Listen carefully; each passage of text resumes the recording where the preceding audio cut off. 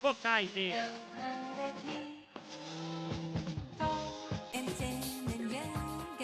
You need acrylic paint?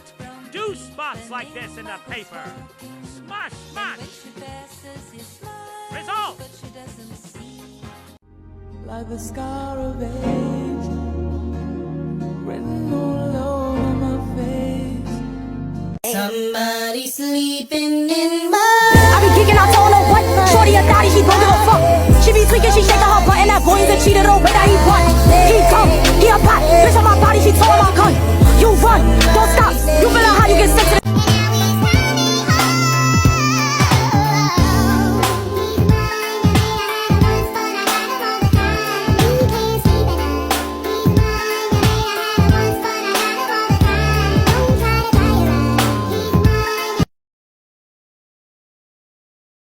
I've been confused as of late. Yeah. Tryna be a man. Every time I kiss you, baby, I can hear your sound. You make me break you down. Hey ladies, drop it down. Just wanna see you touch the ground. Don't be shy, girl, go bonanza. Shake your body like a belly dancer.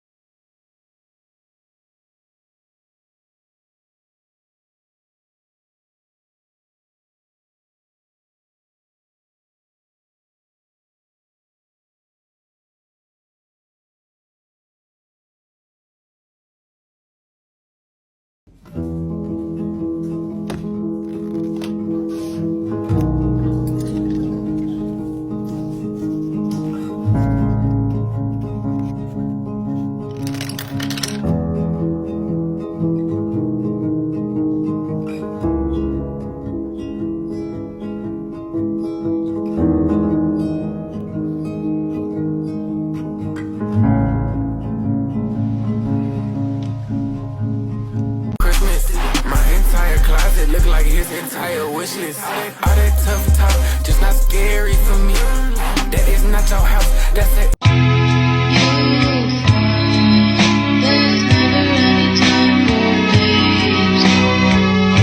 Something horrible is happening inside of me, and I don't know why. My nightly bloodlust has overflowed into my days. I feel lethal, on the verge of frenzy.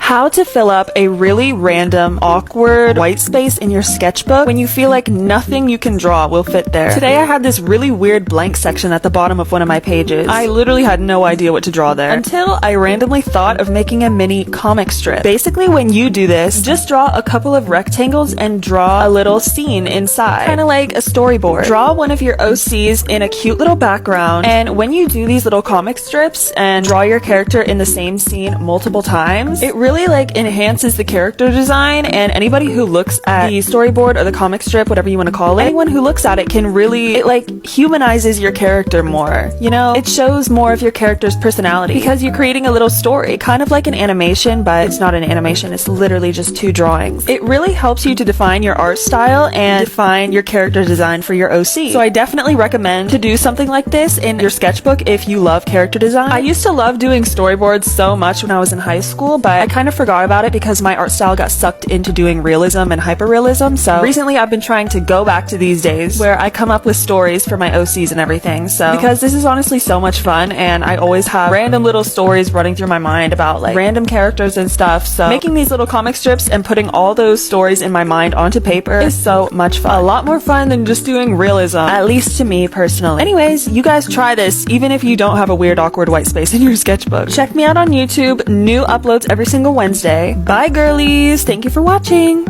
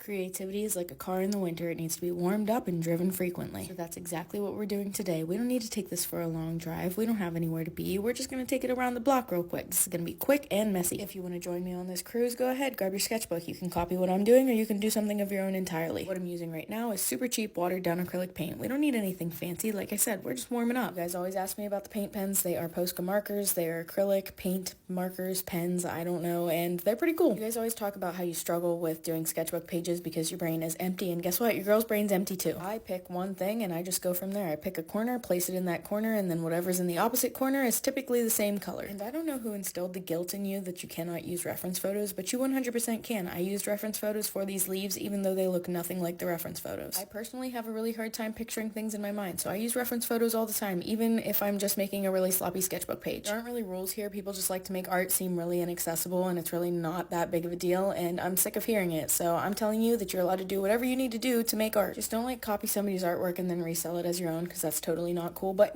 that's not what we're talking about right here, and I think we all know that. We are about to enter my favorite phase of filling up a sketchbook page, which is just filling in blank space. I guess that's what the whole thing is, but you'll know what I mean in a second. Basically, once you get your main items down, you just fill in the rest of the space with whatever marks or lines or dots or whatever you want. That's the whole point. Whatever you want. This voiceover is the most chaotic part of this whole thing, and I'm sorry about it, but not sorry enough to fix it. I just find it so calming to fill in all of this blank space with little patterns and whatnot. It doesn't have to be super hard and difficult. Art doesn't have to be hard and difficult. Look at how fun this is. Look at how much fun we had together. I think we had a great time. I hope you're feeling more creative, and I love you so much. Bye! Decorate the first page of my new summer sketchbook with me. ASMR edition. So I got this new book earlier. I absolutely love it. I think it's perfect for like summer, and the pages are like proper sketchbook pages, and I just love this. I've probably posted this video before, but I have just made a bunch of stickers, so we're gonna put some in the book. I've stuck two here and two here, and I think they look pretty nice. I'm thinking of putting the title either here, or the middle, or somewhere. I'm thinking about watercoloring just like a chunk, maybe like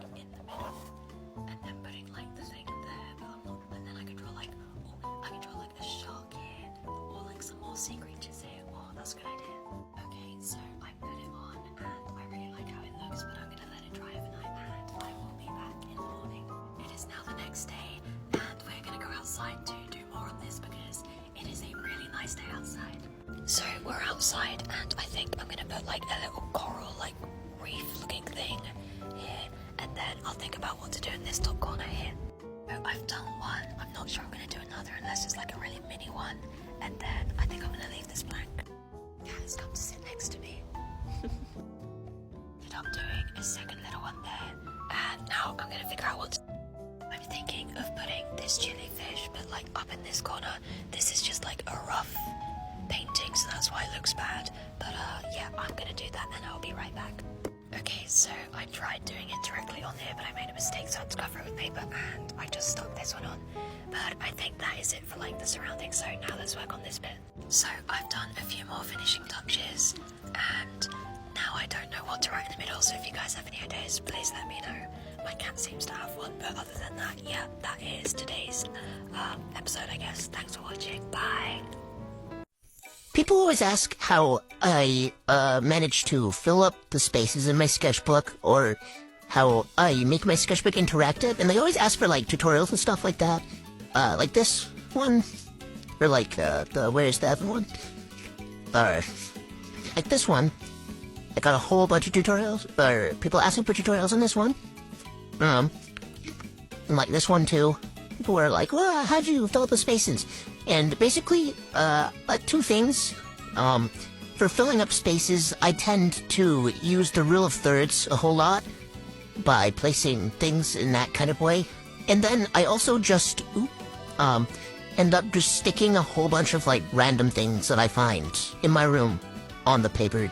So, like, this was, like, a page from, like, a children's storybook or whatever. And then there's one I did, I think I put, like, one of those Home Depot paint cards on, if I could find it. Nice. Here. There we go. This one. I like the Home Depot paint color swatch card. I just stuck it on there, or like these bug cutouts from the dollar store. Yeah, that's how I did, like, fill up spaces like that, is the rule of thirds and then just sticking stuff where it feels empty. And, interactive stuff, like, I tend to do a lot of, like, things I can, like, flip up, or things I can, like, move. Like spin, but those are harder to do, because you have to, like, poke holes and stuff, and yeah, it's a whole thing. But yeah, stuff that, like, flips, so, like, you can do, like, a sticky note that, like, flips up and down or something, or things that can, like, slide back and forth, so, like, if you have, like, a window or something, and then you put, like, a piece of paper under, like, a pocket that, like, slides around, that also is a way I do it. Yeah, here's another example. I didn't put anything else on this one. This is just, like, right on the paper, and then these are just sticky notes up here that I colored, or no, that I put on the same color as, like, the marker. That's what I did. Yeah, that's basically what I do. Sometimes in my drawings, instead of having the drawing, like, right on the paper, I'll draw it on another paper, and then I'll cut it out, and then glue it on top, just to add, like, more layers, I guess. So, yeah, that's basically what I do. It's pretty... it's really hard to make an actual tutorial, because a lot of the time, I just kind of throw stuff on there and hope for the best. Hope this helped a little bit.